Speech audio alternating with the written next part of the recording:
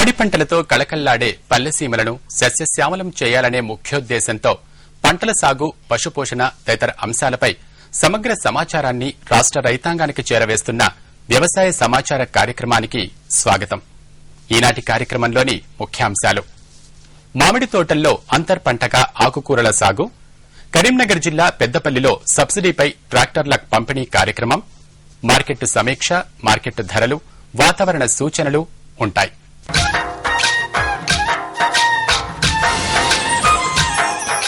పండ్ల తోటలలో మామిడిని రారాజుగా పిలుస్తారు.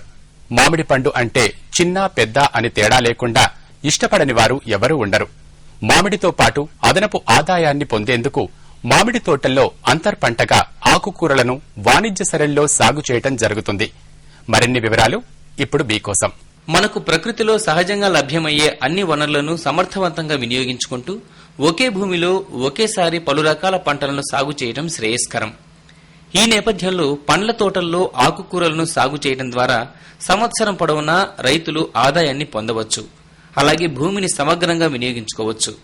మామిడి తోటలో అంతర పంటగా ఆకుకూరలను సాగు చేయడం ద్వారా కలుపును నివారించుకోవచ్చు. అలాగే ఉపరితలం పై పొరలో గల పోషకాలు వృధా కాకుండా ఆకుకూరలను సాగు చేస్తూ అధిక లాభాలను ఆర్జించవచ్చు. తద్వారా రైతులు సంవత్సరానికి ఒకసారి మామిడి ద్వారా వచ్చే ఆదాయంతో పాటు ఆకుకూరలను సాగు చేయడం వల్ల సంవత్సరం పొడవునా అదనపు ఆదాయాన్ని పొందవచ్చు.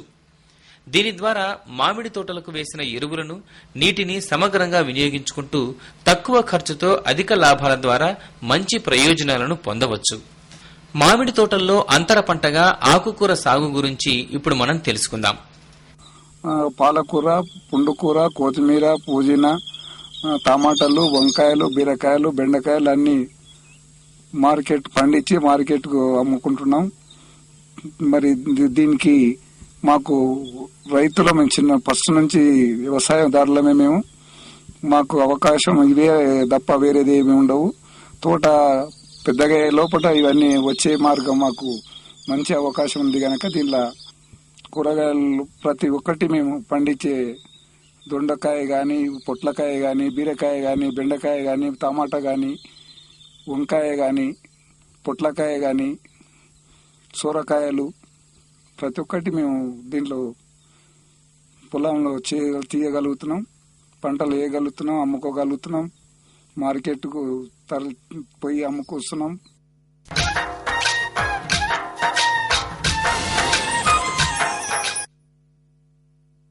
మన రాష్ట్రంలో వ్యవసాయ రంగాన్ని అభివృద్ది పరిచే ముఖ్యోద్దేశంతో మన రాష్ట్ర ప్రభుత్వం రైతులకు సబ్సిడీ ద్వారా ట్రాక్టర్లను పంపిణీ చేయడం జరుగుతుంది. తద్వారా రైతులు ఆర్థికంగా ఉన్న ఇబ్బందులను అధిగమించడంతో పాటు లాభసాటి వ్యవసాయం చేయడం జరుగుతుంది.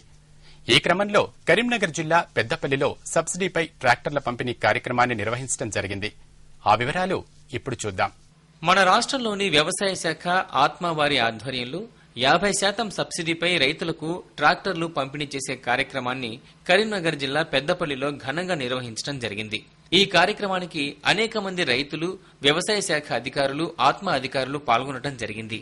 అలాగే ఈ కార్యక్రమానికి ముఖ్య అతిథిగా తెలంగాణ రాష్ట్ర ఆర్థిక మరియు పౌర సరఫరాల శాఖ మంత్రి ఈటెల రాజేందర్ పాల్గొని కార్యక్రమాన్ని ప్రారంభించారు. తర్వాత లబ్దిదారులైనటువంటి రైతులందరికీ సర్టిఫికెట్లను అందజేశారు. అనంతరం రైతులను ఉద్దేశించి మంత్రి మాట్లాడుతూ గతంలో ఎన్నడూ లేని విధంగా 50% సబ్సిడీతో రైతుల అభివృద్దికి ట్రాక్టర్లను పంపిణీ చేస్తున్న ఘనత తమ ప్రభుత్వానికే దక్కుతుందని అన్నారు. మరిన్ని వివరాలు వారి మాటల్లోనే ఇప్పుడు మనం విందాం. ఇంత పెద్ద మొత్తంలో ట్రాక్టర్ ఇస్తే దాదాపు 50% సబ్సిడీ ఇచ్చిన సందర్భాలు లేవు. ఏనాడు కూడా ప్రభుత్వాలు 10%, 20%, 30% సబ్సిడీ సందర్భం తప్ప సగానికి సగం శాతం సబ్సిడీ సందర్భాలు లేవు. ఎస్సీలకు, ఎస్టీలకు,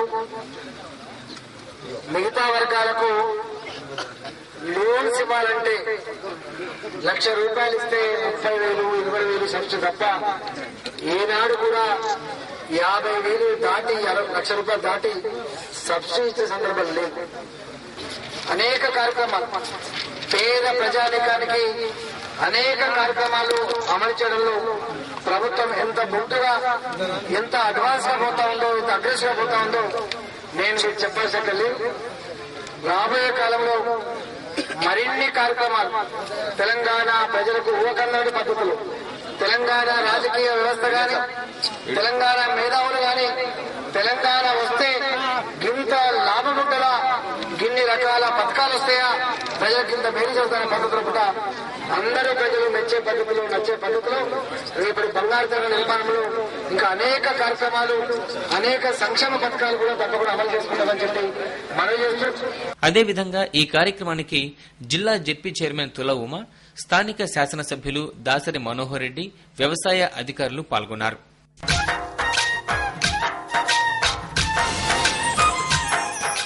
ఇప్పుడు సంక్షిప్త సమాచారాన్ని వీక్షిద్దాం. రైతులకు ముఖ్య గమనిక. శాస్త్రీయ పద్ధతిలో యూరియా వాడకం లాభనష్టాలు. యూరియాను అధికంగా వాడటం వలన పర్యావరణ నష్టంతో పాటు పంట దిగుబడి తగ్గుతుందని, యూరియా వృధాను అరికట్టి వ్యవసాయాన్ని మేలు చేయాలని వ్యవసాయ శాఖ పేర్కొంది. మీకు తెలుసా, మనం వాడుకునే యూరియాలో దాదాపు 2/3 వంతు ఆవిరి రూపంలో వృధా అవుతుంది. యూరియా వృధాను తగ్గించడానికి యూరియాను సరైన సమయంలో, సరైన భాగంలో, గుళికల రూపంలో ఉంటే వేప సంబంధిత యూరియాను వాడుకోవాలి. యూరియాను వాడటం వలన నైట్రోజన్ మాత్రమే మొక్కకు అందుతుంది. అలాగే భాస్వరం, పొటాషియం ద్వితీయ శ్రేణి కాగా సూక్ష్మ పోషకాలు, కార్బన్ మొదలైనవి లభించవు. యూరియాను ఇతర పోషకాలతో కలిపి వాడుకున్నప్పుడు మంచి ఫలితాలొస్తాయి. యూరియాను ఎక్కువ మొత్తంలో వాడటం వలన అధికంగా శాఖీయ పెరుగుదల ఉండటం వలన పంటల దిగుబడి తగ్గుతుంది. అధికంగా యూరియాను వాడటం వలన వాతావరణ కాలుష్యంతో పాటు భూమిలోని పంటలకు మేలు చేసే సూక్ష్మజీవులు కూడా మరణిస్తాయి.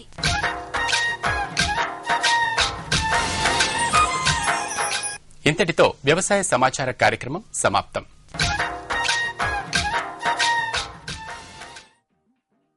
అద్భుతంగా పనిచేస్తోంది, పూర్తిగా హీరోలా. విన్నావా, శక్తివంతమైందట. దృఢత్వంలో ప్లస్. మొత్తం దేశానికి ఇదే హీరో అట. ఎప్పుడు అలసిపోదు, నడుస్తూనే ఉంటుంది.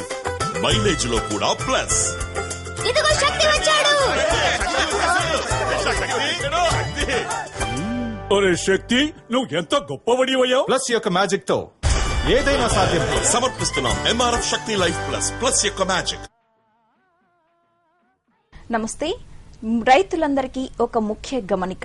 2015వ సంవత్సరం మే మాసంలో రాష్ట్రంలో వివిధ ఉద్యానవన పంటలందు చేపట్టాల్సిన పనులు మరియు సూచనలు.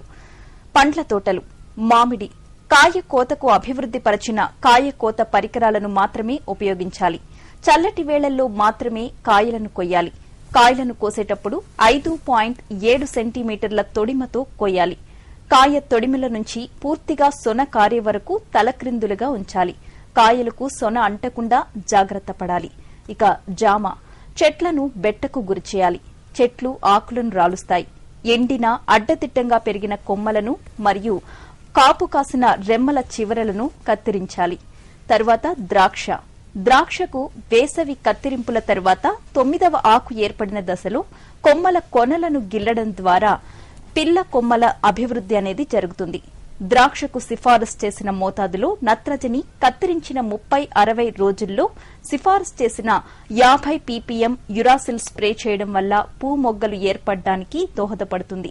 కొత్త చిగుర్లలో పక్షి కన్ను తెగులు సోకకుండా కార్బండిజం 1 గ్రాం లీటర్ నీటికి కలిపి 7 రోజుల వ్యవధిలో 3 నుండి 4 సార్లు పిచికారీ చేసుకోవాలి. ఇక కూరగాయల పంటల గురించి చూద్దాం. తీగ జాతి కూరగాయలు, ఇవి పాకడానికి వీలుగా పందిళ్లను వేసుకోవాలి. కలుపు నివారణకు మొదటి దఫా తడిపెట్టిన తరువాత 1 హెక్టారుకు పెండి మిథాలిన్ లేదా ప్లూ క్లోరాలిన్ 2.5 లీటర్ల మందును 500 లీటర్ల నీటిలో కలిపి తేమగా ఉన్న నేలపై పిచికారీ చేసి వెడల్పాటి ఆకులు కలిగిన కలుపు మొలకెత్తకుండా మనం అరికట్టుకోవచ్చు. తరువాత కంద గురించి తెలుసుకుందాం. కందకు ఎకరానికి 3.5 నుండి 5.5 టన్నుల విత్తనాన్ని వాడాలి.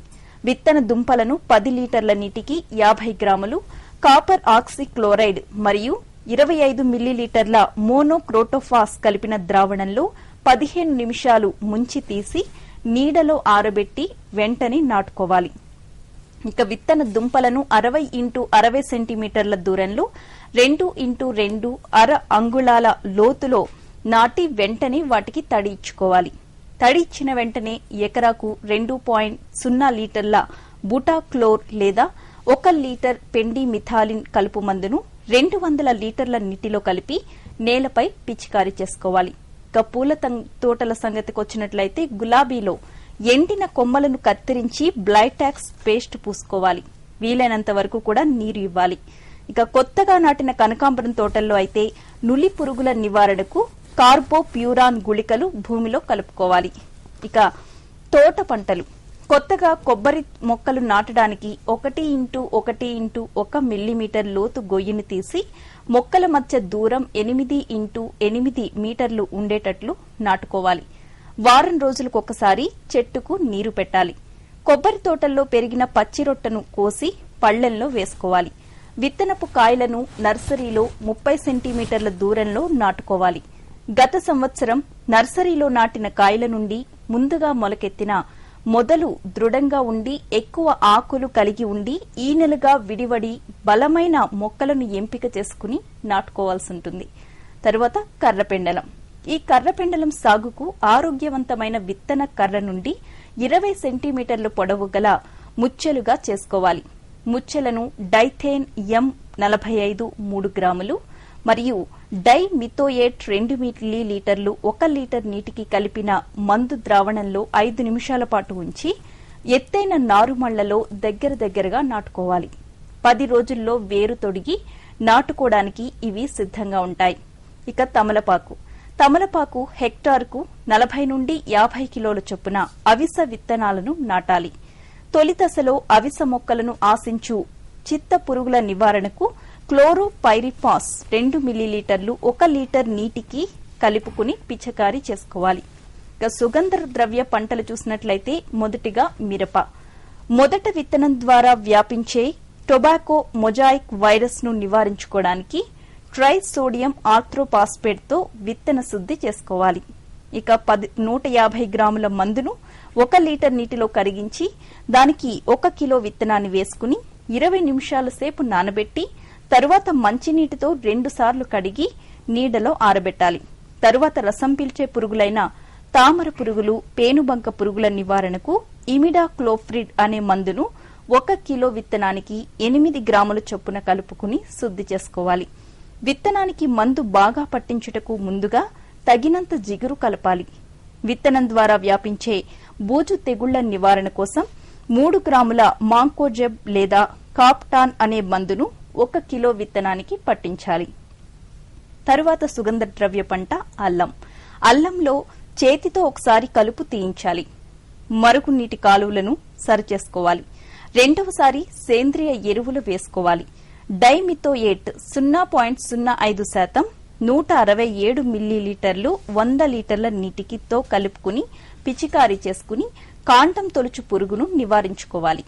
ఇక దుంపకుళ్లు సోకిన మొక్కలు పెరికివేసి నాశనం చేయాలి. మళ్లను 0.3% డైథేన్ M45 లేదా 0.3% కాపర్ ఆక్సిక్లోరైడ్ తో కలిపి శుద్ది చేసుకోవాల్సి ఉంటుంది. ఈ పూర్తి సమాచారాన్ని మీకు అందిస్తున్న వారు విస్తరణ విభాగం శ్రీ కొండా లక్ష్మణ్ తెలంగాణ రాష్ట్ర ఉద్యాన విశ్వవిద్యాలయం, రాజేంద్రనగర్, హైదరాబాద్.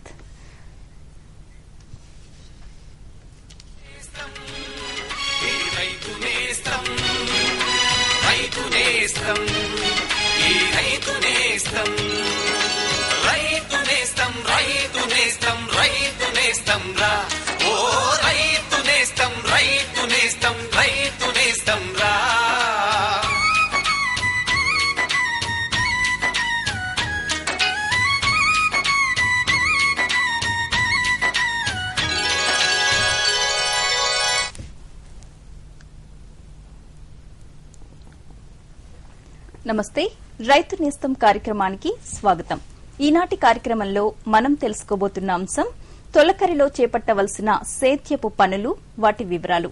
వీటి గురించి మనకు వివరాలు అందించడానికి మనతో పాటు ఉన్నారు వరంగల్లోని ప్రాంతీయ వ్యవసాయ పరిశోధనా స్థానం నుంచి associate director of research doctor P Raghurami Reddy గారు. నమస్తే సార్. నమస్కారం. రఘురామిరెడ్డి గారు, అసలు తొలకరిలో చేపట్టవలసిన సేద్యపు పనులు అంటే ముఖ్యమైనవి ఏంటి? ముఖ్యంగా ఇప్పుడు కనుక చూసుకున్నట్లయితే ఈ వేసవిలో అంటే అతి తొందరలోనే మనకు ఈ వర్షాకాలం అనేది మొదలు కాబోతుంది. ఇప్పుడు పంటలన్నీ కూడా ఖాళీ అయిపోయి పంటలన్నీ తీసేసి చేనులన్నీ కూడా ఖాళీగా ఉన్నాయి. సో మొట్టమొదటగా రైతాంగం ఏంటంటే ఇప్పుడు భూసార పరీక్షలు చేసుకోవడానికి ఇది చాలా అనువైనటువంటి సమయం. ఓకే. అందుకని వ్యవసాయ శాఖ వారు కానీ పెద్ద ఎత్తున ఈ భూసార వారోత్సవాలు కానీ లేకపోతే రైతు చైతన్య యాత్రల ద్వారా కానీ రైతుల్లో ఈ భూసార పరీక్షల మీద అవగాహన కల్పిస్తూ ఉన్నారు. అంటే ఈ సమయంలో కనుక భూసార పరీక్షలు కనుక చేసుకోలేకపోయినట్లయితే మళ్ళీ సంవత్సరం వరకు వారు ఆగవలసి వస్తుంది. కాబట్టి తొలకరిలో మొట్టమొదటిగా రైతులు చేయాల్సిన అవసరం ఏంటంటే భూసార పరీక్షలు. మొట్టమొదటిగా రైతులు తమ కమతాలను బట్టి భూసార పరీక్షలకు భూ ఫలితాలను ఈ మట్టిని తీసేసి సమీపంలో ఉన్నట్టు వ్యవసాయ పరిశోధన స్థానంలో కానీ వ్యవసాయ శాఖ వారి యొక్క ల్యాబొరేటరీస్ కానీ పంపించేసి తమ పొలాల్లో చౌడు ఉందా లేదా నత్రజని ఎంత ఉంది, భాస్వరం ఎంత ఉంది, పొటాష్ ఎంత ఉంది అనే దాని మీద తప్పనిసరిగా భూసార పరీక్షలు చేసుకోవాలి. అయితే ఈ భూసార పరీక్షల ఫలితాల్లో మీరు అంటున్నట్లుగా పొటాషియం కావచ్చు, నత్రజని కావచ్చు, ఇవన్నీ ఏ శాతాల్లో ఉంటే ఆ భూమి నెక్స్ట్ పంటకు అనువైనదిగా? భూసార పరీక్షలు చేసినప్పుడు ఏంటంటే వారు దాని తగ్గట్టుగానే రైతుకు ఒక రికమెండేషన్ చార్ట్ అనేది కూడా ఇవ్వడం జరుగుతుంది. అంటే దానిలో ఉన్నటువంటి భూసారాన్ని బట్టి ఏ పంటలు వేసుకోవడానికి అనుకూలంగా ఉంటుంది ఒకటి. రెండోది ఏంటంటే అందులో ఉన్నటువంటి బలాన్ని బట్టి, పోషకాలను బట్టి ఎరువుల మోతాదును తగ్గించుకోవాలా లేదా సిఫార్సు చేసిన మోతాదులో వేసుకోవాలా ఒకటి.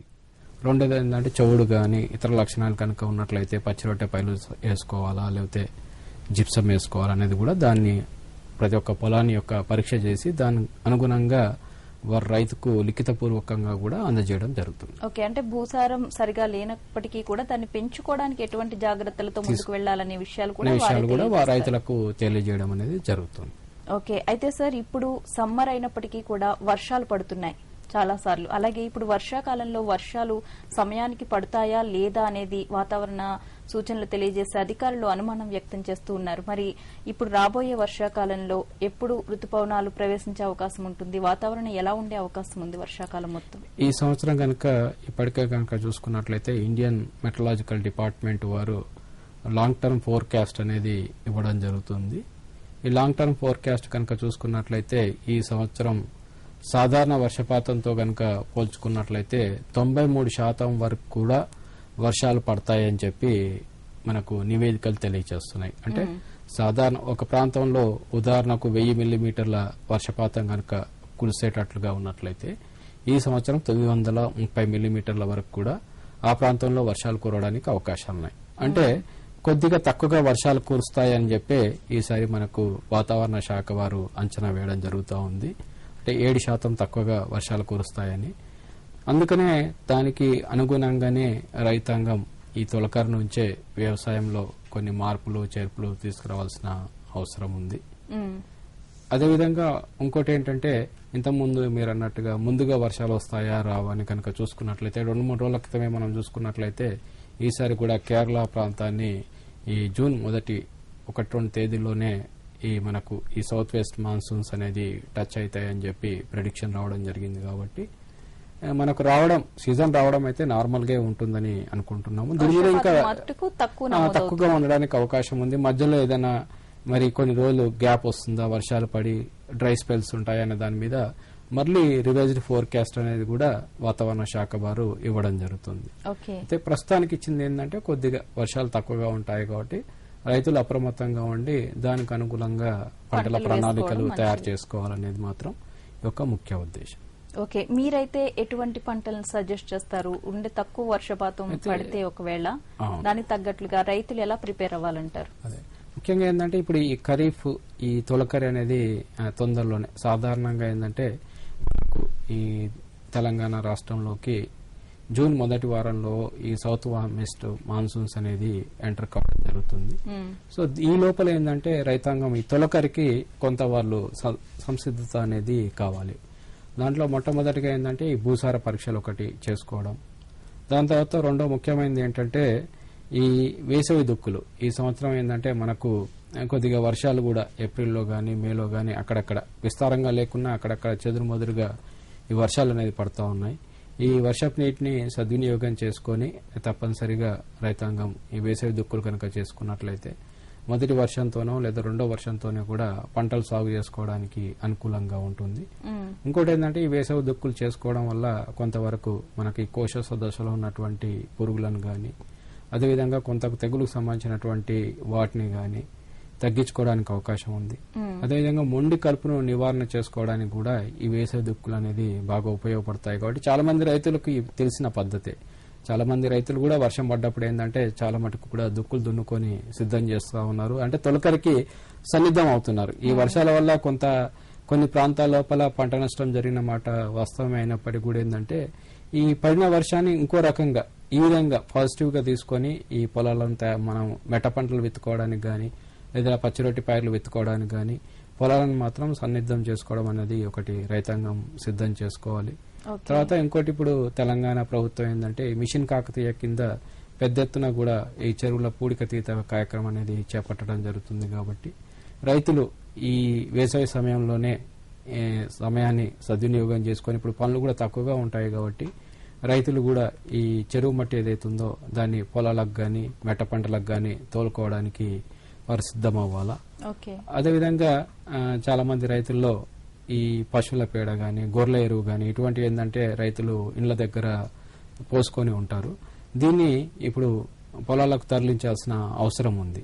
అంటే ఇదే సమయంలో వాటిని కూడా మనం పొలాలకు తరలించాల్సిన అవసరం ఉంది.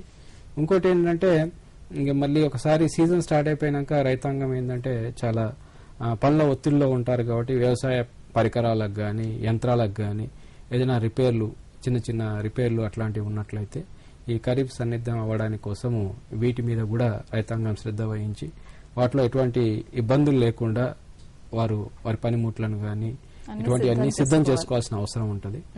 ఇంకోటి ముఖ్యమైన విషయం రైతాంగం చాలాసార్లు మర్చిపోతుంది ఏంటంటే ఇప్పుడు మనకు గ్రామాల్లో గాని ఇతర ప్రాంతాల్లో గాని ఇప్పుడు మంచి వేప గింజలు దొరికేటువంటి సమయం. సో మనం చాలాసార్లు చెప్తా ఉన్నాం రైతులకు. అయితే ఏంటంటే చాలాసార్లు ఏంటంటే మనం చెప్పేటప్పటికి కూడా సమయం దాటిపోతుంది. కానీ ఇప్పుడు సరైన సమయంలో రైతాంగానికి చెప్తున్నాం కాబట్టి ఈ వేప గింజలను ఎక్కడైనా కూలీలు ఏదైతే ఉందో ఎన్ఆర్జీఎస్ లో కానీ ఇంకో దాంట్లో కానీ కూలీలు వాళ్ళు వేరుకొచ్చి అక్కడ దగ్గర ఉన్నటువంటి వాళ్ళకి అమ్ముకుంటారు.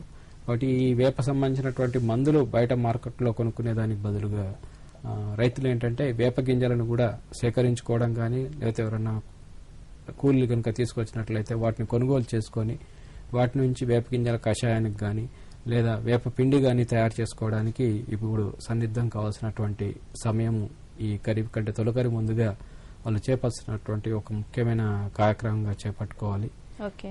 తర్వాత ఇంకోటి ఏంటంటే పంటల ప్రణాళికలు తయారు చేసుకోవాలి. ఇప్పుడు ప్రభుత్వం వారు గాని లేదా ఎవరైనా కూడా ప్రణాళికలు తయారు చేసుకుంటా ఉంటాం. ఒక సీజన్ కంటే స్టార్ట్ చేసే ముందు మనం ఏ పంట వేసుకోవాలి, ఎంత విస్తీర్ణంలో వేసుకోవాలనేది ఒక ప్రణాళిక తయారు చేసుకుంటూ ఉంటాం. అదేవిధంగా రైతాంగం కూడా ఏంటంటే మనకు ఉన్నటువంటి 10 ఎకరాల్లో మనం మెట్ట పంటలు ఎన్ని ఎకరాలు వేసుకోవాలి, మాగాని పంటలు ఎన్ని వేసుకోవాలి, అంటే వరి ఎంత వేసుకోవాలి, ఆరుతడి పంటలు మరి మొక్కజొన్న వేస్తామా, పత్తి వేస్తామా, మరి దీనికి విత్తనాలు ఎక్కడి నుంచి తెచ్చుకోవాలా, బయట దగ్గర ఉన్నాయా లేదా దగ్గర ఉన్నటువంటి వ్యవసాయ పరిశోధన నుంచి తీసుకోవాలా అనే దాని మీద కూడా ఆలోచన చేసి విత్తనాలను గాని అదే ఇతర ఎరువులను గాని సన్నిద్ధం అయ్యి వాటికి కావాల్సినటువంటి అన్ని కూడా అరేంజ్ చేసుకోవాల్సిన సమయం ఇది. అంటే చాలాసార్లు ఏమవుతుందంటే పెద్ద మొత్తంలో కాకుండా కొద్ది మొత్తంలో ఒకవేళ ఆర్థిక స్థితి కనుక బాగున్నట్లయితే దాన్ని బట్టి కొన్ని ఇన్పుట్స్ కూడా వాళ్ళు ఇప్పుడు అరేంజ్ చేసుకున్నట్లయితే పని ఒత్తిడి కాకుండా లేకపోతే ఇబ్బంది లేకుండా ఉంటుంది. ఇది ఒకటి రైతులు ముఖ్యంగా ప్రణాళికలు తయారు చేసుకోవడం, ఆ ప్రణాళికలకు తగ్గట్టుగా వారు ఇతర ఎరువులు గాని పనిముట్లు గాని దాని తగ్గట్టుగా తయారు చేసుకోవడం అనేది ఖరీఫ్ కు సమాయత్తం అవ్వడానికి ఒక మంచి సమయంగా భావించి ఈ కొన్ని పనులు కనుక చేసుకున్నట్లయితే వారికి ఈ ఖరీఫ్ సీజన్ లోపల ఇబ్బందులు అనేది లేకుండా వ్యవసాయం సాఫీగా జరుపుకోవడానికి ఒక మంచి అవకాశంగా ఉంటుంది. ఓకే, అయితే సార్ మీరు వేసవి దుక్కులు అన్నారు కదా, ఈ వేసవి దుక్కులు దున్నే విధానంలో ఏదైనా జాగ్రత్తలు తీసుకోవాల్సి ఉంటుందంటారా రైతు? వేసవి దుక్కులో ఏం లేదు. అంటే ఒకటి ఏంటంటే మంచి వర్షం పడ్డ తర్వాత రైతులకు అనుభవం ఉంటుంది. మనకు సాలు వస్తుందా లేదనేది వారికి అనుభవం దృష్ట్యా ఒక దుక్కి వర్షం కనుక పట్టినట్లయితే మనకు సాలు వస్తుంది. ఈ సాలు వచ్చే వర్షం పడ్డప్పుడు ఆటోమేటిక్ గా రైతులు ఈ కల్టివేటర్ను ఉపయోగించి కానీ లేదా నాగలు ఉపయోగించుకొని వాళ్ళు దున్నడం అనేది చేస్తూ ఉంటారు దీని లోపల. అయితే ఒకటేంటంటే మీరు జాగ్రత్త అనేది ఒకటే దీంట్లో రైతాంగం గుర్తుంచుకోవాల్సింది ఏంటంటే ఎప్పుడైనా కూడా మనం వాళ్ళకు అడ్డంగా దున్నాలా, వాళ్ళకు అడ్డంగా విత్తనం అనేది విత్తుకోవాలా. ఈ విధంగా విత్తుకోవడం కానీ దున్నడం వాళ్ళకు అడ్డంగా చేసినప్పుడు ఏమవుతుందంటే అధిక వర్షాల వల్ల కానీ లేకపోతే మనం నీరు పెట్టినప్పుడు కానీ ఈ భూమిలో ఉన్నటువంటి సారవంతమైన మట్టి కొట్టుకుపోకుండా ఉంటుంది. మనం వాళ్ళ ప్రకారమే దున్ని వాళ్ళ ప్రకారమే విత్తనం పెట్టినట్లు ఏమవుతుందంటే ఈ నీరు అనేది అధిక ఉరవడితోని ప్రవహించినప్పుడు ఈ మట్టిని కోసేయడం జరుగుతుంది. దానివల్ల మనకు నష్టం అనేది జరుగుతుంది. ఆ విధంగా కాకుండా వాళ్ళకు అడ్డంగా దున్నడం, వాళ్ళకు అడ్డంగా విత్తడం అనేది ఒక ముఖ్యమైన ప్రక్రియ కింద రైతులు గుర్తించి తదనుగుణంగా చర్యలు చేపట్టుకున్నట్లయితే బాగుంటుంది. ఓకే రఘురామిరెడ్డి గారు, అయితే గత అనుభవాలను దృష్టిలో ఉంచుకుని రైతులు వివిధ పంటల్లో ఎటువంటి మార్పులు చేర్పులు చేసుకోవాల్సిన అవసరం ఉందంటారు? అంటే ముఖ్యంగా ఈ సంవత్సరం కనుక చూసుకున్నట్లయితే కొద్దిగా తక్కువ వర్షాలు పడతాయని చెప్పి ప్రెడిక్షన్ ఉంది కాబట్టి మనకు ప్రధానమైన పంటలు కొన్ని ఉన్నాయి. ముఖ్యంగా తెలంగాణ జిల్లాలో, తెలంగాణ రాష్ట్రంలో కనుక చూసుకున్నట్లయితే ఒక 16 లక్షల హెక్టార్ల వరకు కూడా ఒక్క సీజన్లోనే మనం పత్తి సాగు చేయడం జరుగుతుంది. అదే వరి విషయాన్ని కనుక వచ్చినట్లయితే 10 లక్షల హెక్టార్ల పైన వరి సాగు చేయడం జరుగుతుంది. సో ముందుగా ఎక్కువ నీటిని తీసుకునేటువంటి పంట వరి. మరి ఈ వరి సాగు కూడా తెలంగాణ జిల్లాలో కనుక చూసుకున్నట్లయితే 60% పైన వరి సాగు ఏదైతుందో బావులు బోర్ల కింద సాగులో ఉంది.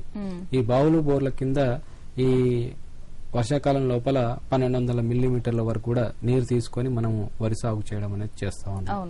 ఈ సంవత్సరం మనకు తక్కువ వర్షపాతాలు ఉండబోతున్నాయనే నేపథ్యంలో ఏంటంటే రైతాంగం ఈ దీర్ఘకాలిక వరి రకాలకు ప్రత్యామ్నాయంగా ఆలోచించాల్సిన అవసరం ఉంది.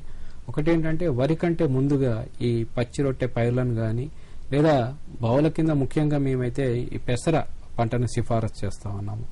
ఈ మధ్య కాలంలో కనుక చూసుకున్నట్లయితే మనకు పెసర లోపల పాత రకాలు కూడా మంచి రకాలు ఉన్నాయి.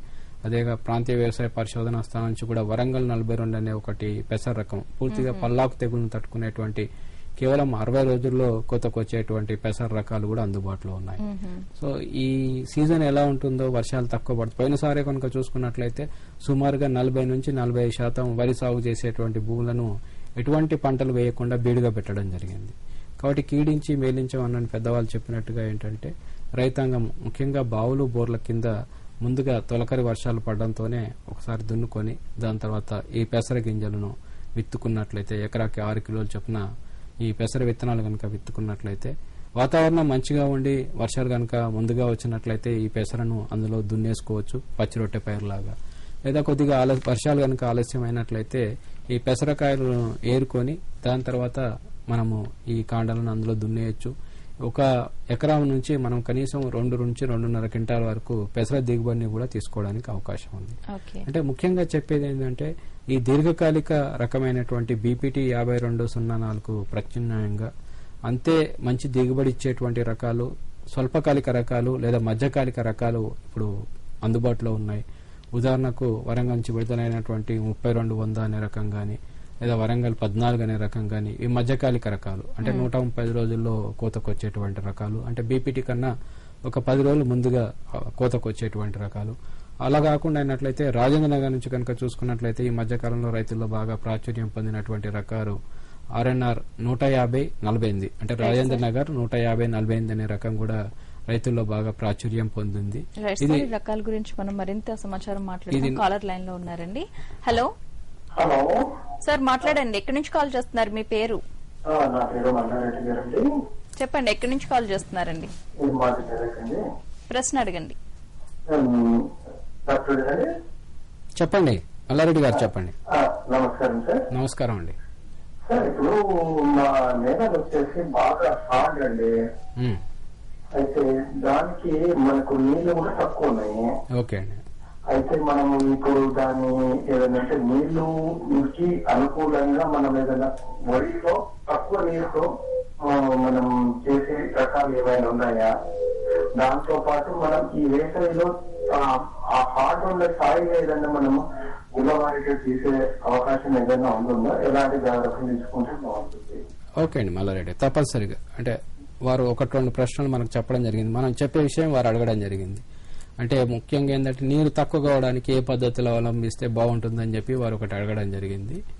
దాంట్లో ఏంటంటే ఇంతకుముందు చెప్పినట్టుగా ముందుగా పెసర వేసుకొని స్వల్పకాలిక రకం ఇప్పుడు 150-48 అనే రకం కనుక చూసుకున్నట్లయితే కేవలం 125 రోజుల్లోనే మనకు కోతకు వస్తుంది. అంటే సుమారుగా 20 రోజులు పంట కాలం ముందుగా వస్తుంది. అంటే పెసర వేసుకొని జూన్ మొదటి వారంలో పెసర వేసుకొని పెసర తీసేసిన తర్వాత మనం 150-48 వేసి నాటు వేసుకున్నా కూడా దిగుబడులు ఏం తగ్గకుండా కూడా బీపీటీతో సమానమైనటువంటి క్వాలిటీ వచ్చేటువంటి రకాలు కూడా ఉన్నాయి. కాబట్టి రైతాంగం దాని మీద శ్రద్ధ వహించాలి. తర్వాత మల్లారెడ్డి గారు సమస్య ఏమి అడిగారంటే నీరు తక్కువ ఉండాలంటే ఏం చేయాలి, నీరు తక్కువగా చేసే పద్ధతులు ఏదైనా ఉన్నాయా అని చెప్పి వారు అడగడం జరిగింది. దాంట్లో ఏంటంటే చౌడు కనుక సమస్యగా లేకుండా ఉన్నట్లయితే వరిలో ఈ మధ్య కనుక చూసుకున్నట్లయితే నేరుగా విత్తే పద్ధతి అనేది కూడా ఒకటి రావడం జరిగింది. అంటే దమ్ము చేసిన తర్వాత రైతాంగం ఏంటంటే డ్రమ్ సీడర్ను ఉపయోగించి గాని లేదా నేరుగా వెదజల్లి గాని ఇప్పుడు వరిని కూడా సాగు చేసుకోవడానికి అవకాశం ఉంది. ఈ పద్ధతిలో ఏంటంటే మనకు నీరు అనేది తక్కువగా అవసరం ఉంటుంది. ఇంకో పద్ధతి ఏంటంటే వాళ్ళ భూములు బాగా గట్టిపడిపోయి ఉన్నాయి అని చెప్పి వారు ఒక ప్రశ్న వేయడం జరిగింది. ఎక్కడైతే అంటే మనం వ్యవసాయంలో ఈ వరిలో గాని మెట్ట పంటలు వేసినప్పుడు గాని ఏంటంటే మనం ఈ వ్యవసాయ పనుల కోసము వాటి కోసం పొలంలో ఎక్కువగా తిరుగుతూ ఉంటాం కాబట్టి తొక్కడం వల్ల ఈ గట్టిపడ్డం అనేది సహజంగా జరిగేటువంటి ప్రక్రియ. దాని గురించే మనం ఏంటంటే మళ్ళీ దుక్కులు దున్నడం గాని అంతర్సేద్యం చేయడం గాని చేస్తూ ఉంటాము. అయితే ఈ భూములు బాగా గట్టిపడ్డప్పుడు ఏంటంటే ప్రతి 2-3 సంవత్సరాలకు ఒకసారి లోతు దుక్కులు అనేది అంటే మోడుపులో ఉపయోగించుకొని తప్పనిసరిగా లోతు దుక్కులు అనేది చేసుకోవాలి. ఈ లోతు దుక్కులు చేసుకోవడం వల్ల ఏమవుతుందంటే భూమి కింది పొరలో ఉన్నటువంటి గట్టి పొరలు ఏదైతే ఉన్నాయో వాటిని మనము తీసివేసి కింద ఉన్నటువంటి మట్టిని పైకి కూడా తీసుకురావడం జరుగుతుంది. కాబట్టి ప్రతి 2-3 పంటలకు ఒకసారి తప్పనిసరిగా ఈ లోతు దుక్కులు కనుక చేసుకున్నట్లయితే ఈ సమస్యలు అనేది మనం తగ్గించుకోవడానికి అవకాశం ఉంది. Right sir. ఇక రైతు నేస్తం కార్యక్రమంలో ప్రతి పప్పు ధాన్యాలు అలాగే ఇతర పంటల్లో ఎటువంటి మార్పులు చేర్పులు చేసుకోవాలో తెలుసుకుందాం చిన్న విరామం తర్వాత. ఇదిగో ఇంకా చెప్పు. అంతే. అరే అదేమిటయ్యా ఇంత కొంచెం రసాయనిక ఎరువా? పొలం పనులు మానేసావేంటి? పొలం పనులు కాదు, అమాయకత్వాన్ని వదిలేశాను. మట్టి పరీక్షలు జరిపించాను. ఏం లేదు, ఇప్పుడు ఎంత అవసరమో అంతే ఎరువుని పొలంలో జల్లుతాం. రైతన్నలు ఈ రోజే మీ సమీపంలోని జిల్లా భూపరీక్ష ప్రయోగశాలలో మట్టి పరీక్షలు జరిపించండి. మట్టిలోని పోషక తత్వాలు, తేమ, మొక్కల అభివృద్ధిని దృష్టిలో పెట్టుకుని కావలసిన పోషక తత్వాల్ని జల్లండి. అన్నట్టు మట్టిలోని సల్ఫర్, జింక్, బోరోన్ వంటి సూక్ష్మ పోషక తత్వాల గురించి తెలుసుకోవడం మర్చిపోకండి. ఎరువు ఇంకా జైవిక ఎరువుల్ని సరిగ్గా వాడి నేలలోని ఉత్పాదక శక్తిని పెంపొందించండి. దిగుబడిని పెంచి ఖర్చుని తగ్గించండి. అమూల్యమైన విదేశీ ద్రవ్యాన్ని పొదుపు చేయడంలో సహకరించండి. అంతేకాదు కొద్ది కొద్దిగా నత్రజనిని అందించే ఎరువులు అంటే వేపతో కూడిన యూరియాకి ప్రాధాన్యతనివ్వండి. ఆకుల మీద యూరియాని జల్లండి. అరే వా, నిజంగానే తెలివైన వాడు అయ్యావే. అధిక సమాచారానికి సంప్రదించండి జిల్లా వ్యవసాయ అధికారి లేదా Kisan call centre.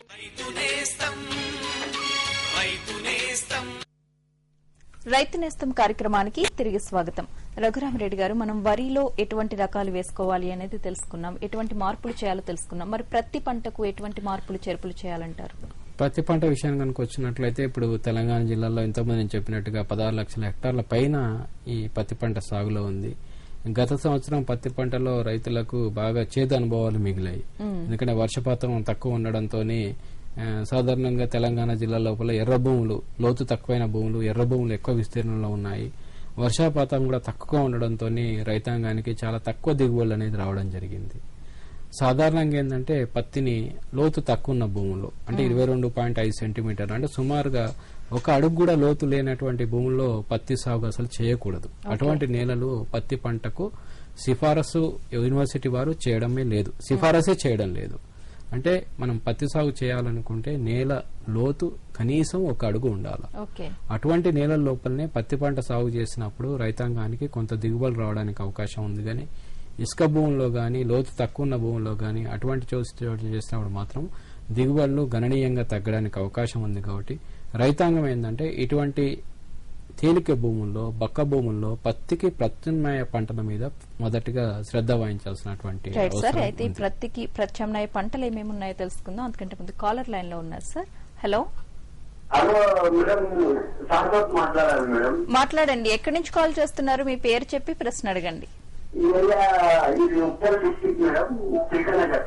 Okay okay, మీ పేరు? మా పేరు మాట్లాడండి, డాక్టర్ గారితో మాట్లాడండి. సార్ టూర్ అంటే సార్ కందిపప్పు అన్ని కందులు వేస్తే వాన సార్ తక్కువ పడుతుందా సార్? ఏమంటారు? వర్షాకాలం తక్కువ కంది వేసుకుంటే నీరు తక్కువ ఉంటుంది పడుతుందా అని అడుగుతున్నారు, అంతేనా? తప్పనిసరి చెప్తామండి. ఓకే అండి. అంటే ఇంతకుముందు మనం అనుకున్నట్టు ఏంటంటే ఇప్పుడు పత్తి పంట తీసుకున్న తర్వాత పప్పు ధాన్యాల పంటలు, దాంట్లో నీటి వినియోగత కూడా రైతులకు చెప్పడం జరుగుతుంది. అయితే పత్తిలో కనుక చూసుకున్నట్లయితే ఏంటంటే పత్తికి ప్రత్యామ్నాయంగా సాగు చేయాల్సినటువంటి పంటలు ఉన్నాయి. అందులో ముఖ్యంగా కంది పంట కానివ్వండి, జొన్న కానివ్వండి, ఆముద పంటలు కానీ, ఈ పంటలను పత్తికి ప్రత్యామ్నాయంగా సాగు చేసుకుంటే బాగుంటుంది వర్షపాతం తక్కువ ఉంటున్న నేపథ్యంలో, అదేవిధంగా తేలిక భూముల్లో కాబట్టి. అయితే ఈ కంది పంట గాని లేదా ఈ మనకు ఆముదాలు కానివ్వండి, జొన్న కానివ్వండి, ఏక పంటగా కాకుండా వీటితో పాటు అంతర పంటగా పెసర సాగు చేసుకొని, అంటే కంది పెసర లేదా ఆముదము పెసర లేదా జొన్న పెసర, ఇటువంటి పంటల క్రమాన్ని పత్తికి ప్రత్యామ్నాయంగా ఈ చెలక భూముల్లో కనుక సాగు చేసుకున్నట్లయితే రైతాంగానికి కొంచెం నష్టం అనేది తక్కువగా ఉంటుంది. ఆ తర్వాత ఈ మధ్య కాలంలో కనుక చూసుకున్నట్లయితే ఈ పత్తి లోపల కూడా ఈ పత్తి తీయడానికి కూడా కూలీల సమస్య అనేది బాగా ఎక్కువ అవుతుంది. రైతులకు ఖర్చు కూడా గిట్టుబాటు కాని పరిస్థితి ఉంది. రైతులకు ఖర్చు బాగా ఎక్కువగా అవుతుంది. కాబట్టి ఈ పంటకు ప్రత్యామ్నాయంగా మాత్రం రైతాంగం ఇతర పంటల వైపు దృష్టి సారించాల్సిన అవసరం ఉంది. ఇంకోటి, వర్షాధారంగా పత్తి సాగు చేసినప్పుడు మనం అడగినట్లు కూడా చూస్తా ఉన్నాము. చాలా మంది రైతులు ఏంటంటే ఒక రైతును చూసి ఇంకో రైతులు ఎంత పెద్ద కాయ ఉన్న పత్తి రకాలు ఉంటే బాగుంటుంది, పెద్ద కాయ ఉన్న రకాలకి ఎక్కువ వైపుగా మొగ్గు చూపి అటువంటి హైబ్రిడ్నే కావాలని చెప్పి అడుగుతా ఉన్నారు. కానీ వర్షాధార భూముల్లో గానీ ఇటువంటి భూముల్లో పత్తిని సాగు చేసినప్పుడు ఏంటంటే ఈ పెద్ద కాయ సైజు ఉన్నటువంటి రకాల కన్నా కూడా మధ్యస్థ కాయ సైజు ఉన్నటువంటి పత్తి హైబ్రిడ్ ఎంచుకోవడం ఎప్పుడైనా మేలు. ఎందుకంటే బెట్ట పరిస్థితులు వచ్చినప్పుడు కాయ సైజు అనేది బాగా గణనీయంగా తగ్గిపోతుంది. కానీ అదే సమయంలో పత్తికి వచ్చేటువంటి ఈ కాయల సంఖ్య ఏదైతే ఉందో అది పెరగదు. అంటే రైతుకు బెట్ట పరిస్థితులు వచ్చినప్పుడు ఈ మధ్యస్థ కాయ సైజు ఉన్నటువంటి హైబ్రిడ్లు ఒక మోస్తరైన దిగుబడి ఇవ్వడానికి అవకాశం ఉన్నాయి. కానీ పెద్ద కాయ సైజు ఉన్నటువంటి హైబ్రిడ్లు సాగు చేసుకున్నప్పుడు రైతులు పూర్తిగా నష్టపోవడానికి కూడా, వర్షాధారంగా సాగు చేసినప్పుడు మాత్రం నష్టపోవడానికి కూడా అవకాశాలు ఉన్నాయి. కాబట్టి దీని మీద ఒకటి రైతాంగం శ్రద్ధ వహించాలి. దాని తర్వాత ఈ పత్తి లోపల ఏంటంటే తప్పనిసరిగా అంతర పంటగా పెసర వేసుకోవడానికి రైతులు ప్రయత్నం చేయాలి. చాలా సార్ల నుంచి రైట్ సార్. అయితే అంతర పంటగా ఏం వేసుకోవచ్చు అనేది పెసర గురించి మరిన్ని డీటెయిల్స్ తెలుసుకునే ముందు మరొక కాలర్ని తీసుకుందాం. హలో, చెప్పండి సార్, ఎక్కడి నుంచి కాల్ చేస్తున్నారు? నేను రంగారెడ్డి జిల్లా యాదవ మండలం తమ్మాలగూడెం గ్రామం అండి. నా పేరు వెంకటయ్య అండి. చెప్పండి వెంకటయ్య గారు, మాట్లాడండి, ప్రశ్న అడగండి. ఏం లేదు మేడం, మాది ఇసుక నెల ఇట్లా అల్లం పంట పెట్టాలనుకుంటున్నా మేడం. దానికి ఏమైనా ప్రయోగం ఉంటుందా మేడం? మాకు ఒకసారి సలహా ఇస్తే బాగుంటుంది కదా. అంటే మీరు ఇదివరకు ఎప్పుడైనా సాగు చేశారా అల్లం? చేయలేదు సార్, మేము ఎక్కడ చేయలేదు సార్. అంటే మీకు నీటి వసతి ఉందా? నీటి వసతి ఉంది సార్. నీటి వసతి ఉంది. ఎందుకంటే అల్లం సాగు చేయడం అనేది కొంచెం అంటే మన మొత్తం తెలంగాణ జిల్లాలో కనుక చూసుకున్నట్లయితే కేవలం జహీరాబాద్ ప్రాంతం లోపలనే కొంత మనకు అల్లం సాగు చేయడం అనేది చేస్తూ ఉంటారు. దీనికి ఏంటంటే మనకు నీరు నిలబడినటువంటి భూములు అనేది ముఖ్యంగా మీరు జహీరాబాద్ ప్రాంతంలో చూస్తుంటారు. బాగా ఎర్ర నేలలు, మనకు నీరు నిలవనటువంటి నేలలు, అటువంటి నేలలో అల్లం సాగు చేసుకోవడానికి మంచి అనుకూలంగా ఉంటాయి. కాబట్టి మీ నేల కూడా ఇసుకతో పాటు కొంత దాంట్లో ఒండ్రు కూడా లేదా కొంత సిల్ట్ కూడా ఉన్నట్లయితే అటువంటి నేలల్లో మీరు అల్లం సాగు చేసుకోవడానికి అవకాశం ఉంది. కానీ ఈ పంట ఏంటంటే కొంచెం ఖర్చుతో కూడుకున్న పంట కాబట్టి ఒకటిసారి మీరు అక్కడికి జహీరాబాద్ ప్రాంతానికి వెళ్లి అక్కడ రైతులతో మీరు మాట్లాడి వచ్చిన తర్వాత మీరు సాగు చేసుకోండి. ఎందుకంటే అల్లం సాగు చేసుకోవడానికి ఇదే సమయం. ఇంకా చెర్ల మట్టి కొట్టారు. అదే అందుకని మీరు ఒకసారి మే 15-20 నుంచి, ఎందుకంటే మొట్టమొదటిగా వేసవిలో ఫస్ట్ వేసేటువంటి పంటనే అల్లం తర్వాత పసుపు వేస్తారు రైతులు. కాబట్టి ఇప్పుడు వేసుకునేటువంటి సమయం అయింది. కాబట్టి ఒకసారి మీరు జహీరాబాద్ ప్రాంతానికి వెళ్లి రైతులతో ఒకసారి మాట్లాడి ఆ రకాల గురించి వాటి గురించి కూడా తెలుసుకొని వచ్చి మీరు సాగు చేసుకోవచ్చండి.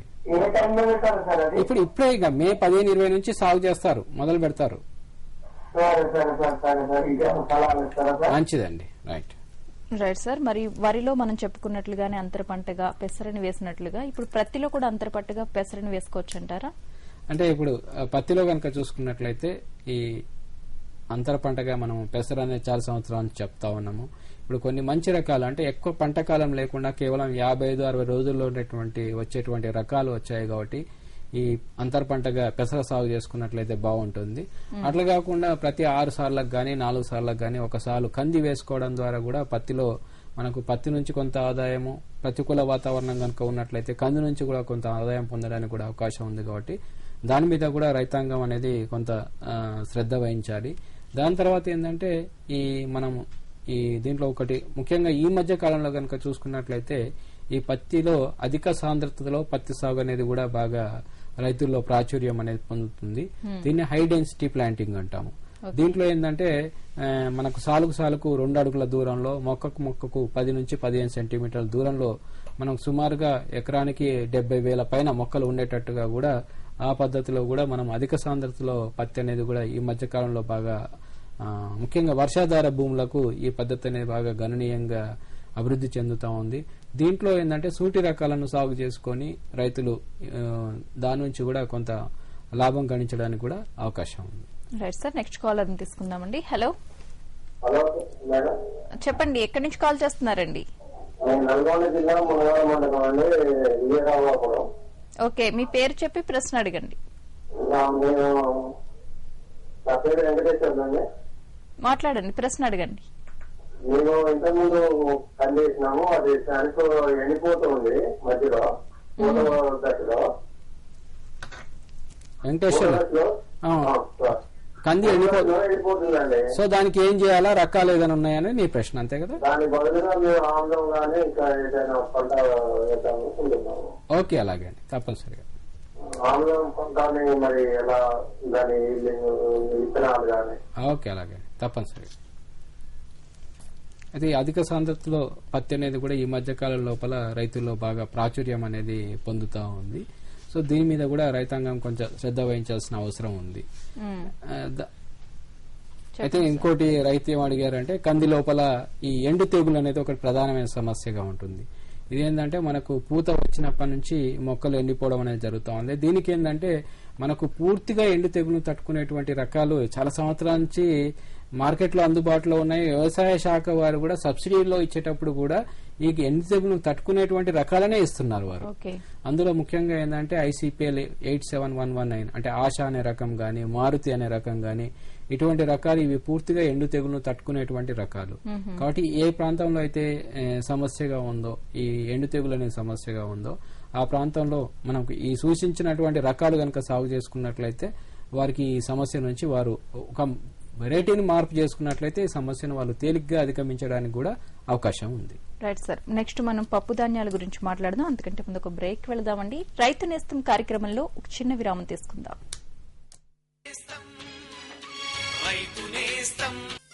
అమ్మా, అన్నం పెట్టవా? కాసేపు ఆగమ్మా, పప్పు ఇంకా ఉడకలేదు. ఇంకా దిగులక్కర్లేదే, ఇక పప్పు చక్కగా ఉడుకుతుంది. అర్థం కాలా? ఇప్పుడు NFSM కింద పప్పు దినుసుల దిగుబడి పెంచే పద్ధతులను తెలిపే 1000 ప్రాంతాలను ఎంపిక చేశారు. అందులో మన ప్రాంతం కూడా ఉంది. దానివల్ల మనకేంటి లాభం? మన 5 ఎకరాల పొలం కోసం ఎరువు, కీటకనాశనులే కాకుండా మంచి విత్తనాల కిట్ కూడా ఇస్తారు. ఈ పప్పు దినుసులంతా మనమేం చేస్తాం? చెప్తా విను. ప్రభుత్వం పప్పు దినుసుల కనిష్ట మద్దతు ధరను బాగా పెంచింది. ఇంకా వాటి కొనుగోలుకు కూడా అన్ని ఏర్పాట్లు చేసింది. దానివల్ల ఆదాయం పెరుగుతుంది. మన పాప మంచి స్కూల్లో చేరి వ్యవసాయ శాస్త్రవేత్త అవుతుంది.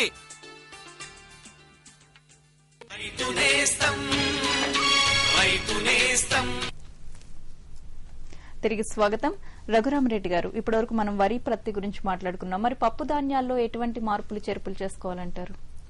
ఒకటి ముఖ్యంగా ఒక సామెత ఉంది, కరువుకు కంది అని పెద్దవాళ్ళు అంటుంటారు. సో ఇప్పుడున్న కరువు పరిస్థితుల్లో రైతులు గట్టెక్కాలంటే కంది పంట మీద బాగా శ్రద్ధ వహించాల్సిన అవసరం ఉంది. అదేవిధంగా కొంచెం ఈ మధ్య కాలంలో కనుక చూసుకున్నట్లయితే బహుశా ఈ కంది విస్తీర్ణం అనేది గణనీయంగా తగ్గడంతో మార్కెట్ రేటు కూడా చాలా 6,000 పైన మనకు కంది అనేది రైతులు అమ్ముకుంటున్నారు. కాబట్టి ఈ కంది పంట మీద మాత్రం రైతాంగం తప్పనిసరిగా శ్రద్ధ వహించాలి. అయితే ఈ కందిలో ఈ మధ్య కాలంలో కనుక చూసుకున్నట్లయితే కొత్త కొత్త పద్ధతులు అనేది ట్రాన్స్ప్లాంటింగ్ టెక్నిక్, అంటే నాటు వేసే పద్ధతిలో కంది సాగు చేయడం అనేది కూడా, అంటే ఎక్కడైతే నీటి వసతి ఉందో, కొంత మధ్యస్థ భూములు ఉన్నాయో అటువంటి చోట ఈ నాటు వేసే పద్ధతిలో కూడా కందిని సాగు చేసుకోవడానికి అవకాశం ఉంది. అది కాకుండా కనుక చూసుకున్నట్లయితే ప్రధానంగా ఈ కందిలో 2-3 సమస్యల వల్ల ఎక్కువగా విస్తీర్ణం అనేది సాగులోకి రావడం లేదు. దాంట్లో మొట్టమొదటిగా ఇంతకుముందు మనకు ఒక రైతు మునుగోడు నుంచి వెంకటేశ్వర్లు గారు ఒక ప్రశ్న అడగడం జరిగింది. అది ఏంటంటే ఎండు తెగులు. ఈ ఎండు తెగులు అనేది ఒక ప్రధాన సమస్యగా ఉండడం వల్ల విస్తీర్ణం తగ్గుతూ ఉంది. కాబట్టి దీనికి అనుకూలమైనటువంటి రకాలు ఉన్నాయి కాబట్టి దాని మీద శ్రద్ధ వహించి రైతులు సాగు చేసుకోవాలి. ఇంకోటి ఏంటంటే కంది పంట అనేసరికి ముఖ్యంగా లోతు తక్కువ భూముల్లో పూర్తిగా వర్షాధారంగా సాగు చేస్తూ ఉంటారు. దీంట్లో మంచి దిగుబడులు సాధించాలంటే రైతాంగం ఏంటంటే ఒకటి, విత్తనం వేసేటప్పుడు తప్పనిసరిగా ఎకరాకి 1 బస్తా డిఏపి అనేది తప్పనిసరిగా, ఎక్కువ ఎరువులు వేయాల్సిన అవసరం లేదు. కేవలం ఎకరాకి 1 బస్తా డిఏపి ఎరువు కనుక వేసుకొని పత్తి గింజలు పెట్టుకున్నట్లయితే బాగుంటుంది. తర్వాత దీంట్లో ఏంటంటే మొదటి దశల్లో మనం పత్తిలో గాని ఇతర పంటల్లో కనుక చూసుకున్నట్లయితే ఇంత కలుపు కూడా లేకుండా రైతులు దౌరాలు కొట్టడం గాని అంతకృషి చేయడం గాని చాలా శ్రద్ధ పెడతారు. అదే కంది పంట విషయానికి వచ్చేసరికి ఏంటంటే పని ఒత్తిళ్ల వలన లేకపోతే ఆ పంట మీద అశ్రద్ధ వలన ఏంటంటే అంతర్సేద్యం గాని ఇటువంటివి గాని ఏమి చేపట్టకపోవడం అనేది జరుగుతూ ఉంటుంది. సో రైతాంగం ఏంటంటే ఈ కంది పంటలో కొంచెం కలుపు 2-3 సార్లు కనుక మనం కలుపు కనుక తీసేసుకొని మొదటగా 1 బస్తా డిఏపి కనుక వేసుకొని చేసుకున్నట్లయితే కంది లోపల మంచి దిగుబడులు సాధించడానికి అవకాశం ఉంది. ఈ మనం 110 నుంచి 120 సెంటీమీటర్ లోపల కందిని సాలుకు పెట్టుకొని మొక్కకు 15 సెంటీమీటర్ల దూరంలో కనుక విత్తుకున్నట్లయితే ట్రాక్టర్లను ఉపయోగించి కూడా మనం అంతర్కృషి చేసుకోవడానికి అవకాశం ఉంది. అంటే ఇంకా మన కూలీల సమస్య అనేది కూడా ఉండదు. ట్రాక్టర్లను ఉపయోగించి కూడా అంతర్కృషి చేసుకోవడానికి అవకాశం ఉంది. ఇది ఒక తేలిగ్గా వచ్చేటువంటి పంట. పూత దశలో మనం శనగ పచ్చ పురుగు ఇచ్చినప్పుడు కొంత శ్రద్ధ వహించుకున్నట్లయితే బాగుంటుంది. దీంట్లో మంచి రకాలు మన పాలెం రీసెర్చ్ స్టేషన్ నుంచి 158 అనే రకం ఉంది. అదే వరంగల్ గురించి మాట్లాడదామండి. కాలర్ లైన్ లో ఉన్నారు. హలో, గుడ్ ఈవినింగ్ అండి. చెప్పండి, ఎక్కడి నుంచి కాల్ చేస్తున్నారు? మీ పేరు? నా పేరు మోహన్ రెడ్డి మేడం, మామూలు డిస్ట్రిక్ట్. ఓకే, మాట్లాడండి, ప్రశ్న అడగండి. నమస్కారం అండి, చెప్పండి మోహన్ రెడ్డి గారు.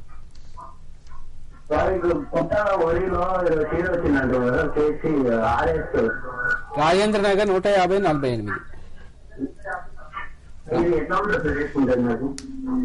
మీ మహబూబ్నగర్ మీ వాల్యూమ్ తగ్గియండి సార్. మీ టీవీ వాల్యూమ్ మ్యూట్ లో పెట్టి మాట్లాడండి. రాజేంద్ర నగర్ 150-48 రకం మీ మహబూబ్నగర్ జిల్లాలో చాలా విస్తృతంగా వేశారు రైతులు, చాలా విస్తృతంగా వేశారు. మన పాలెం పరిశోధనా స్థానం లోపల కూడా ఈ రకాన్ని వేసి పరిశీలించడం జరిగింది. ఇది మనము జూన్ చివరిలో నుంచి గాని జూలై మొదటి వారంలో నార్లు పోసుకొని 4 రోజులకు నాటు వేసుకోవడానికి అనువైనటువంటి రకం ఇది. అయితే ఇదేంటంటే అతి సన్న గింజ రకము, అగ్గి తెగులను తట్టుకుంటుంది. మనకు అతి సన్న గింజ రకము మరి అగ్గి తెగులను కూడా తట్టుకుంటుంది. Right sir. మరి పప్పు ధాన్యాల గురించి మాట్లాడుతున్నాం. మీరు మంచి రకాలు అన్నారు కదా, దాంట్లో ముఖ్యంగా ఏంటంటే ఈ మధ్య కాలంలో వరంగల్ 27 అనే కంది గాని లేతే పాలెం పరిశోధన స్థానం నుంచి 158 అనే రకం కూడా రావడం జరిగింది. ఈ రకాలన్నీ కూడా మంచి దిగుబడి ఇచ్చేటువంటి రకాలు. కందిలో ఈ 1-2 తళ్ళు కనుక ఇవ్వగలిగినట్లయితే, ముఖ్యంగా మొగ్గ దశలో గాని పూత దశలో గాని 1-2 తళ్ళు కనుక ఇచ్చినట్లయితే ఈ సంవత్సరం కొంతమంది రైతులు 1-2 తళ్ళు ఇచ్చి ఎకరాకి 7.5 నుంచి 8 క్వింటాలు కూడా దిగుబడి తీసుకోవడం జరిగింది.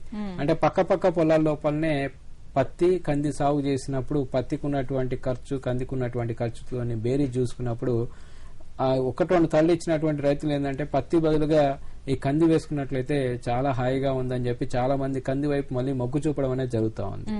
సో కొంత దాంట్లో శ్రద్ధ కనుక పెట్టి చేసుకున్నట్లయితే కంది పంట నుంచి మంచి దిగుబడి సాధించడానికి అవకాశం ఉంది. కాబట్టి దీని మీద రైతులు తప్పనిసరిగా కొంచెం దృష్టి సారించాలి. దాని తర్వాత ఇంకోటి మన తెలంగాణ జిల్లాకు బాగా అనువైనటువంటి పంట ఏదైనా కనుక చూసుకున్నట్లయితే అది పెసర. కేవలం 60-65 రోజుల్లో కోతకు వచ్చేటువంటి రకాలు ఉన్నాయి. అదే ముఖ్యంగా వరంగల్ 37 గాని వరంగల్ 42 అనే రకాలు కనుక చూసుకున్నట్లయితే మనకు 60-65 రోజుల్లోనే కోతకు వచ్చేటువంటి రకాలని. అది కాకున్నట్లయితే మనకు మధుర నుంచి 295 అనే ఒక రకం కూడా ఉంది. ఈ రకం కొంచెం పంటకాల పరిమితి ఎక్కువగా ఉన్నా, అంటే 75 రోజుల వరకు పంటకాల పరిమితి ఉన్నా కూడా మంచి దిగుబడి ఇచ్చేటువంటి రకం. ఈ రకాలు కూడా అందుబాటులో ఉన్నాయి.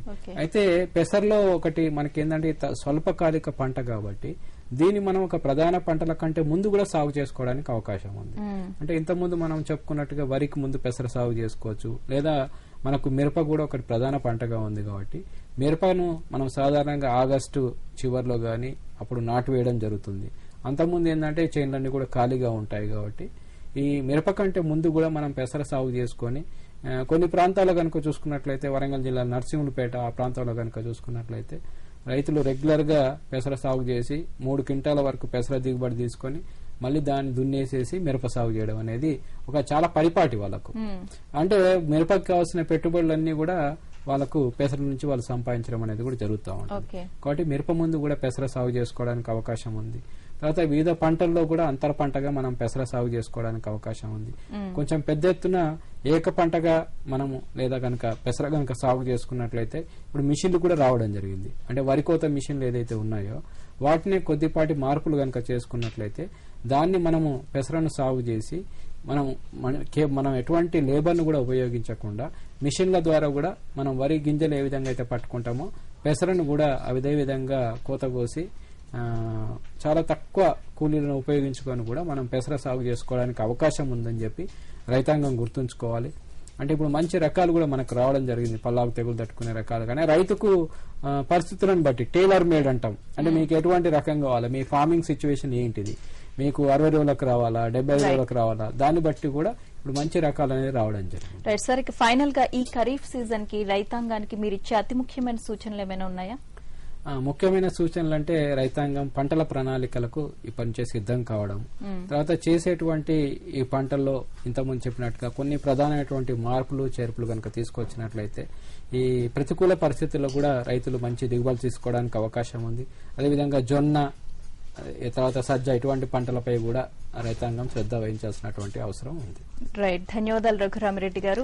విన్నారు కదా సార్ చెప్పిన సూచనలు. తొలకరిలో పాటించవలసిన సేద్యపు పనులు వివరాలు. ఇక అదనపు సమాచారం కోసం మీరు సంప్రదించాల్సిన మా చిరునామా doctor P Raghurami Reddy, associate director of research, ప్రాంతీయ వ్యవసాయ పరిశోధనా స్థానం, వరంగల్. Cell number 9989625223. ఇది నేటి రైతు నేస్తం కార్యక్రమం ఇంతటితో సమాప్తం.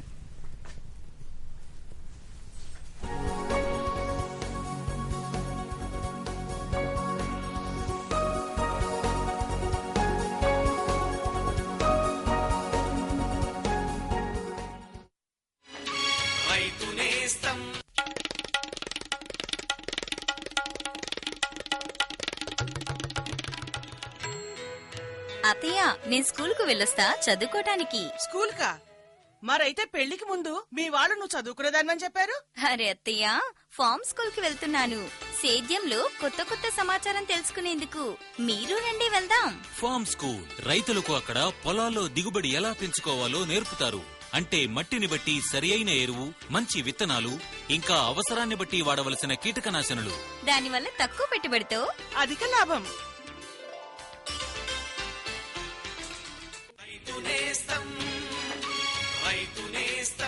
పరిమళాల గుబాళింపులో, మధురాతి మధుర రుచులలో, ప్రగతి పథపు తంత్రుల్లో, విరిసే చిరునవ్వుల్లో, పచ్చ పచ్చని మొక్కల్లో, పెద్ద పెద్ద ఆంగళ్లలో, తుమ్మెదల ఝంకారంలో, సంతోషాల రాకలో. ఎన్హెచ్ఎం ఉద్యానవన మిషన్. మా కోరిక మీ